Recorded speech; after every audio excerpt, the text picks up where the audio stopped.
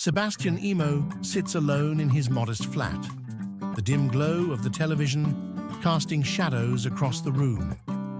The evening news anchors announce yet another government initiative, a solar-powered water project aimed at revitalizing local communities. He recently returned from Britain and had hoped for change. Yet, as he watched the evening news, skepticism clouded his thoughts. Another government project, he mused, destined to fail before it even began. Sebastian's expression hardens, a mix of skepticism and resignation.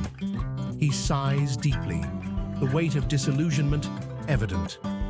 The television screen flickers, struggling to keep up with the broadcast.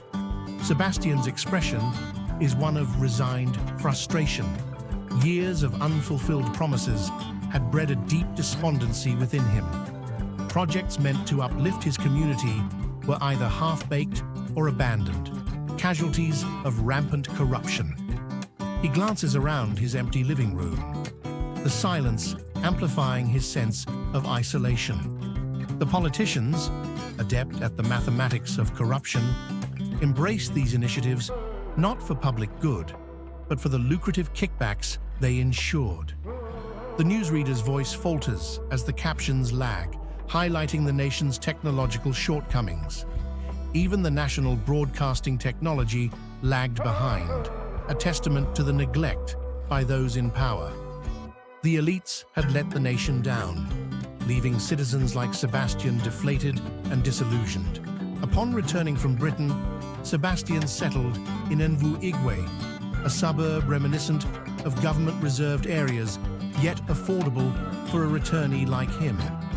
Each household operated its own utilities, water tanks and electricity generators, despite the government's vast annual allocations of funds to the Public Works Department. Self-reliance was not a choice, but a necessity.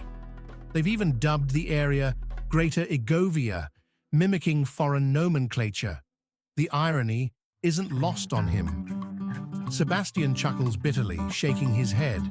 Ironically, while his countrymen eagerly adopted foreign customs, foreign goods and labels, Sebastian had observed a British disdain for all things foreign, often dismissing them as foreign muck. He rises from the couch, moving to the window, gazing out at the dimly lit street of Ndu-Aye, a nation eager to emulate, yet failing to understand the essence of what it copies. Lost in translation, lost in ambition. The state of the nation weighed heavily on him, a constant reminder of unfulfilled potential and the pervasive grip of corruption.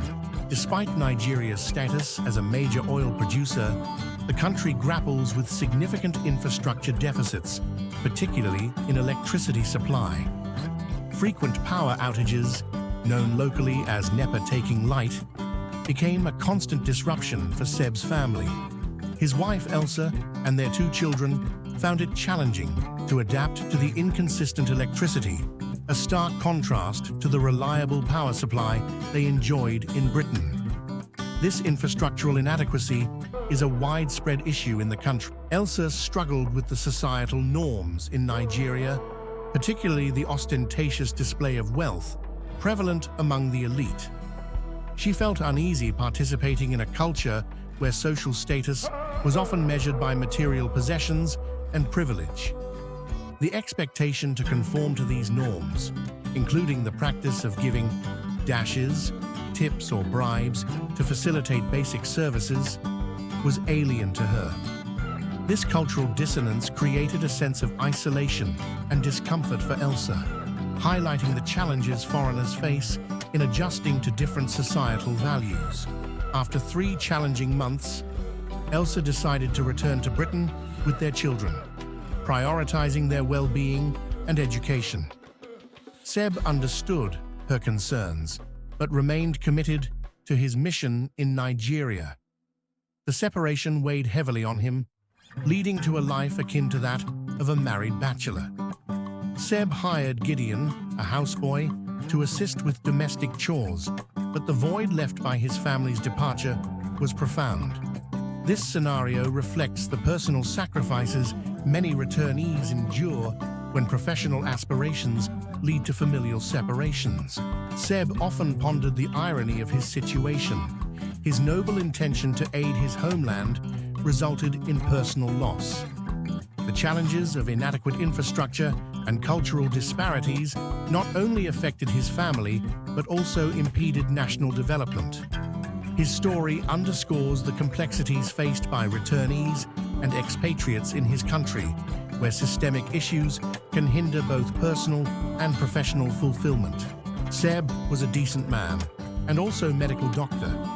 Inside his head, he lived in a separate country in which he could show kindness and compassion to his people when they were ill and vulnerable. But the nation's noble ideals had withered, replaced by an insatiable pursuit of wealth. Even his colleagues, once healers, had become merchants, bartering health for riches. Yet, within the depths of his despair, a flicker of hope persisted. He kept himself busy at work, but the nights grew longer, the silence more profound. The emptiness consumed his thoughts, and the label "absent father" gnawed at his conscience, a wound deep and unrelenting. Seb vowed that his family's sacrifice would not be in vain. In every act of kindness, he sought to be a Mandela in his own right, believing that change begins with a single, unwavering heart. His story serves as a testament to the resilience of the human spirit and the enduring power of hope and compassion.